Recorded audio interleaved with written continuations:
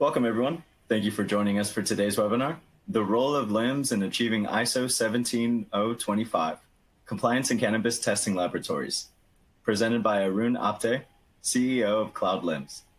My name is Xavier Gutierrez, and I will be your moderator for today's event. We are delighted to bring you this educational web seminar presented by LabRoots. LabRoots is the leading scientific social networking website and producer of educational virtual events and webinars. Now, before we begin, I would like to remind everyone that this event is interactive. We encourage you to participate by submitting as many questions as you want during the presentation. Simply click on the Ask a Question box located on the far left of your screen and type your questions into the drop-down box. Our speaker will respond to your questions via email following the presentation. And if you have trouble seeing or hearing the presentation, please click on the Ask a Question box to let us know that you're experiencing a problem. This presentation is educational and thus offers continuing education credits.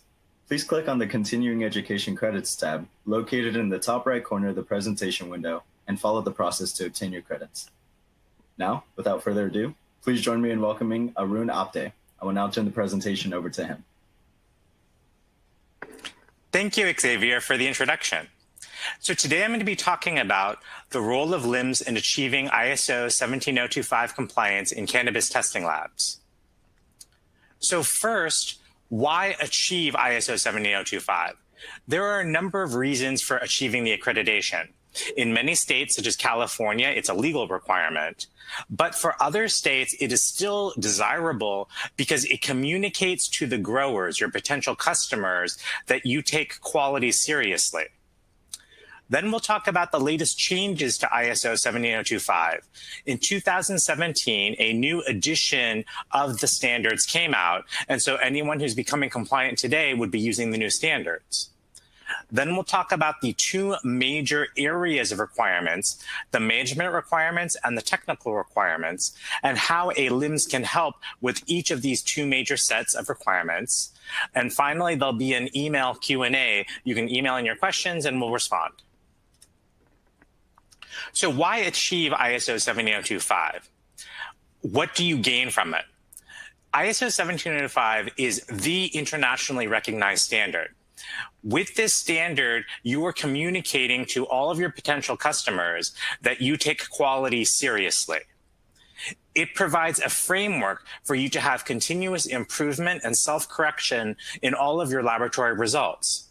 It also has a number of legal ramifications by improving your defensibility. In case of any type of regulatory or legal questioning of the laboratory results, you'll be able to provide all of the necessary documentation that your instruments were calibrated, that the people running the tests were properly certified to run the tests, everything that you need for a court or auditory defense. And it reduces your total cost of doing business because the number of retests you need to do when you're following these quality standards is greatly reduced. So let's talk in more detail about why you would want to get accredited. By getting accredited, you gain recognition by following this international standard that you are technically competent. It shows that you have a sound quality assurance system in place. You gain the cost savings from not needing to do the retests. You get increased business because your customers will see that you have demonstrated your commitment to quality. And it allows a systematic approach to all of your quality processes, which actually results in higher throughput, which further reduces your costs. How does this benefit your customers? Well, your customers have assurance that they are choosing a technically competent laboratory, that you have done everything necessary to ensure that the quality of the testing results that your laboratory issues are to the highest standards possible. Your customers then have more confidence in your testing results and a higher satisfaction level. ISO has been updated. In 2017, a new set of 17025 standards came up. They introduced a new chapter on risk-based thinking. They introduced a more general, flexible framework for non-conforming test and calibration work. All the terminology has been updated. For example, the definition of a laboratory was added. there are references to the controls and data information management. Basically, they're talking about LIMS. The standards body recognized that the majority of laboratories by this point had switched from using manual paper-based systems to using electronic systems. And the scope has been expanded to cover all laboratory activities. Let's take a look at a typical cannabis testing workflow. In a typical workflow, the client, a grower or a manufacturer, would go into your client portal and request a sample test. The samples are then sent to the laboratory, barcoded, and accessioned. Tests are then conducted. The results of the tests are recorded. It is generally then bumped up from the lab technician who conducted the test to the laboratory manager, who then validates the results and certifies that the results are correct. This enables the next step of issuing the certificate of analysis, which is usually done through the client portal and emailed as well. The client is invoiced and the samples are disposed of. In each one of these steps in a cannabis workflow, there are ISO 17025 requirements, and there are ways in which a LIMS can help you. What are the major challenges faced by cannabis labs in achieving ISO 17025? Well, there are a large number of requirements. It's actually quite a thick documentation when you look at the standards, and it requires a thorough evaluation. In addition, you have to do a lot of training steps for all of the staff within your laboratory, everyone from the upper management down to the individual laboratory technicians. And you'll want to set up internal audits to prepare so that by the time you go to the third-party assessment, you have already internally certified that you're following all of the standards.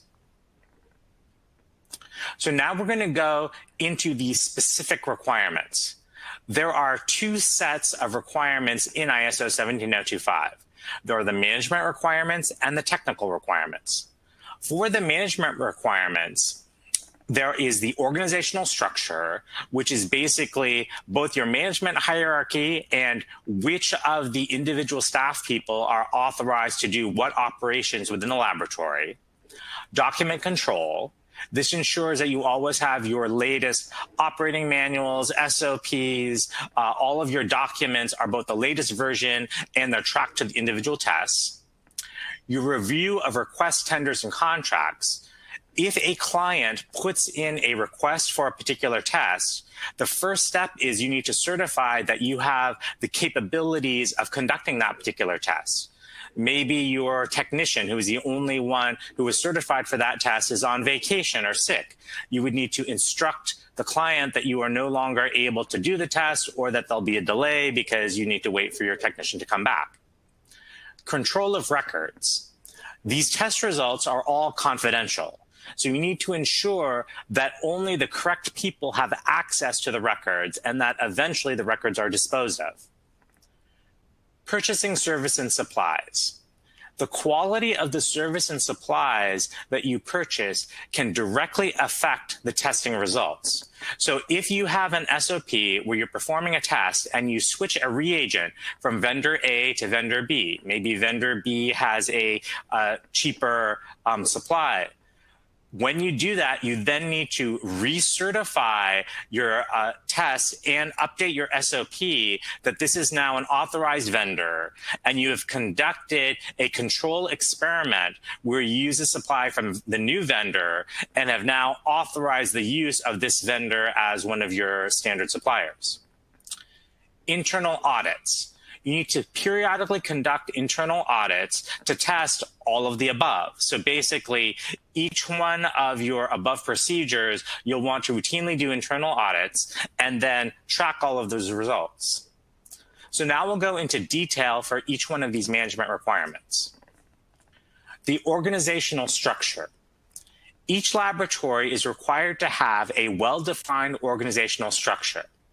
You need to have defined the responsibilities of each one of your laboratory personnel, which includes which tests they're trained on, which ones they aren't, and for all your key personnel. A good LIMS, a modern LIMS, can do all of this for you. So here you can see we have a number of different technicians, and we can control what they have access to. Do they have access to the clients? Do they have access to the test results?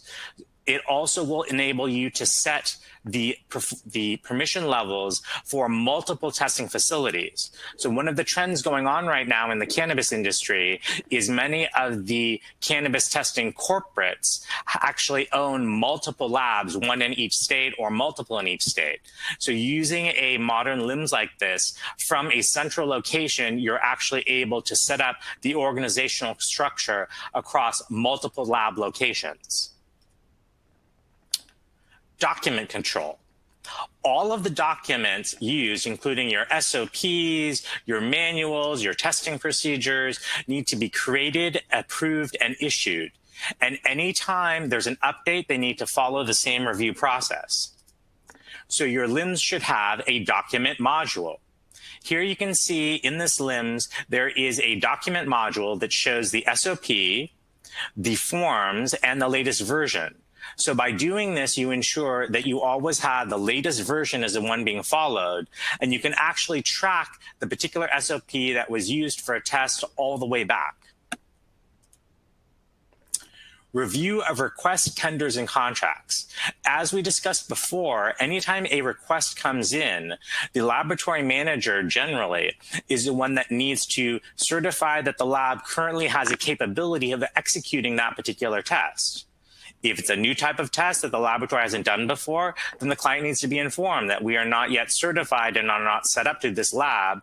Or if there's a temporary problem due to instrument malfunctions, the unavailability of reagents, personnel, then the client needs to be informed we cannot do this test, or we can do this test, but there's going to be a delay.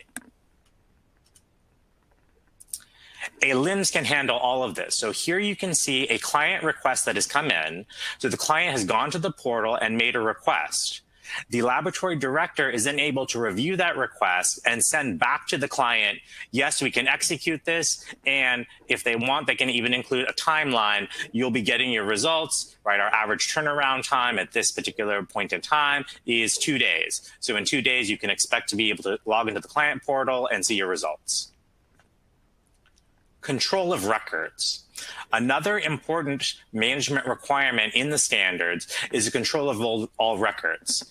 So this means that when you have conducted the test for a particular client, only that client and only the people in that client organization who are authorized should be able to see the results. And within your own organization, only particular people should have access for looking at the records, indexing them, and you need to have your storage requirements. How long do you keep the records? Do you keep them for 5 years, 10 years? It varies state to state how long you should keep the records. Although nowadays, generally with LIMS, because there's so little cost involved in keeping the records, most people keep the records indefinitely.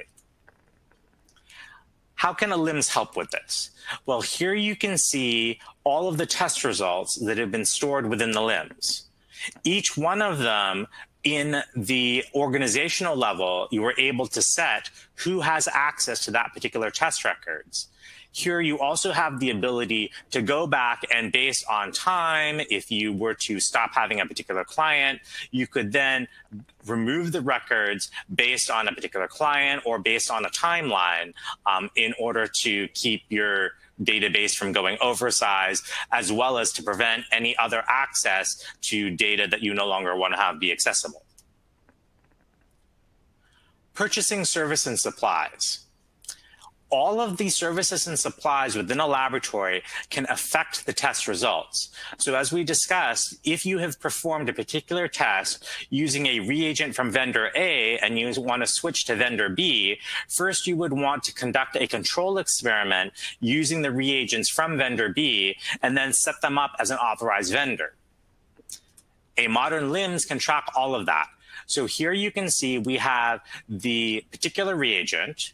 we're tracking its expiration. It will set an alert anytime that the reagent is expired and set an automatic reorder a certain number of days before the reagent would expire. And it has the vendors. You have a list of authorized vendor with the specific reagents that are authorized for each vendor. So this allows you complete control of the inventory management to ensure that all of the inventory that you have available has all been tested through controls to ensure that those reagents will work. Internal audits. All of the above procedures you want to review through internal audits. You can conduct the internal audits with whatever timeline and scope you want, meaning you can do an internal audit that covers a whole laboratory, or you can look at a specific aspect, for example, document management within a particular internal audit. And all the results from these internal audits should be tracked. You can see the tracking here contained within the LIMS. So each one of the audits is here. This particular one is showing the vendor supply audit. So you can make sure that all of the tests that are being done are performed with reagents that have been through a control experiment. So now we've talked about all of the management requirements and how a LIMS can help you meet the ISO 17025 management requirements. Now let's talk about the technical requirements. The technical requirements are about the competence of your staff, the maintenance of all of your equipment, your measurement traceability, so that anytime you are conducting a particular test, you can trace it back to a control test that was done, the calibration of all of your equipment, the methods of reporting the results, and your methods for ensuring the quality of your test and calibration results. So we'll start with the personnel. Only trained, competent personnel should be performing either your tests or calibrations, and it is the responsibility of the management to set up the training procedures, define the task and job descriptions, and formalize which personnel are authorized to do which aspects of the testing job. So here we can see a number of technicians have been set up. And you can see there are attended, certified, and competent columns, which allow you to set whether for a particular test, that particular technician is authorized to perform the test. This also enables you to do reverse traceback so that if a particular test produces non-conforming results, you can see both the technicians that were involved, the instruments that were involved, and the reagents were involved, so that you can then see what was the source of the non-conforming result. Test and calibration methods. All of your equipment needs to be periodically tested and calibrated as per the manufacturer's instructions. A LIMS will track all of this. So here you can see we have the particular calibration results. It shows what calibration was done, when it needs to be done again, and it maintains all of the SOPs that are the current updated SOPs, because instrument manufacturers will periodically issue updates to their recommended procedures. So this allows you to keep all the documents for each one and show for a particular test which version of the SOP was followed for that test. Equipment. All of your equipment needs to be maintained. It needs to be periodically tested and calibrated.